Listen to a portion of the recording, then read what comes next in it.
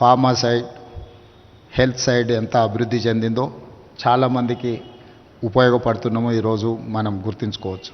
దీనికి ప్రధానమైన కారణం దాదాపుగా 60 సంవత్సరాల క్రితం శ్రీమతి ఇందిరాగాంధీ గారు, పండిత్ జవహర్లాల్ నెహ్రూ గారు ఉన్నప్పుడు IDPL pharmaceutical research institute government of India Hyderabad నగరంలో ప్రారంభించడంతో అక్కడ రీసెర్చ్లో పాల్గొన్న డాక్టర్లు చాలామంది ఈరోజు పెద్ద పెద్ద సంస్థల్ని, నాకు తెలిసి రెడ్డి ల్యాబ్స్ కావచ్చు, ఎస్ఓఎల్ కావచ్చు, హెటరో డ్రగ్స్కి సంబంధించిన వాళ్ళు, యాజమాన్యాలకు సంబంధించిన వాళ్ళందరూ కూడా ఐడిపిఎల్ ఎక్స్ ఎంప్లాయీస్ అనే నేను భావిస్తున్నాను. దీనికి ప్రధానమైన కారణం ఆనాడు కేంద్ర ప్రభుత్వం తీసుకున్న ఒక నిర్ణయం ఈరోజు దేశంలోనే ఫార్మా రంగంలో మన రాష్ట్రం రాణించగలుగుతుంది.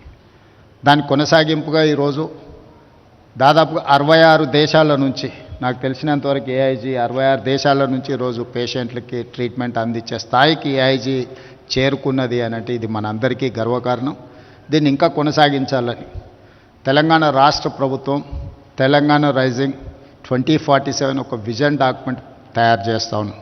రాబోయే 100 సంవత్సరాలలో తెలంగాణ రాష్ట్రం ఏ విధంగా అభివృద్ధి చెందాలి, ఆ అభివృద్ధికి సంబంధించిన ఒక కాంప్రహెన్సివ్ ప్రాజెక్ట్ రిపోర్ట్ తయారు చేసి భవిష్యత్ తరాలకు అందించాలని ఒక ఆలోచన చేస్తున్నాం. అందులో ఒక చాప్టర్ హెల్త్ టూరిజం చాప్టర్లో డాక్టర్ నాగేశ్వర్ రెడ్డి గారిని ఇంతకుముందే నేను రిక్వెస్ట్ చేసిన, రాష్ట్ర ప్రభుత్వానికి మీరు సహకారాన్ని అందించండి. తప్పకుండా ప్రజలకు వైద్యాన్ని అందించడంలో ప్రపంచంలో ఉండే వాళ్ళకందరికీ ఆదర్శంగా ఉండే విధంగా మన దగ్గర హెల్త్ డిపార్ట్మెంట్ని, హెల్త్ టూరిజంని ఒక హబ్గా మార్చాలని ఈరోజు ప్రయత్నం చేస్తున్నాం. దాంట్లో భాగంగానే క్యాన్సర్ స్పెషలిస్ట్ డాక్టర్ నూరి దత్తాత్రేయులు గారిని కూడా తెలంగాణ స్టేట్ క్యాన్సర్ అడ్వైజర్గా రీసెంట్గా మనం అపాయింట్ చేసుకున్నాం.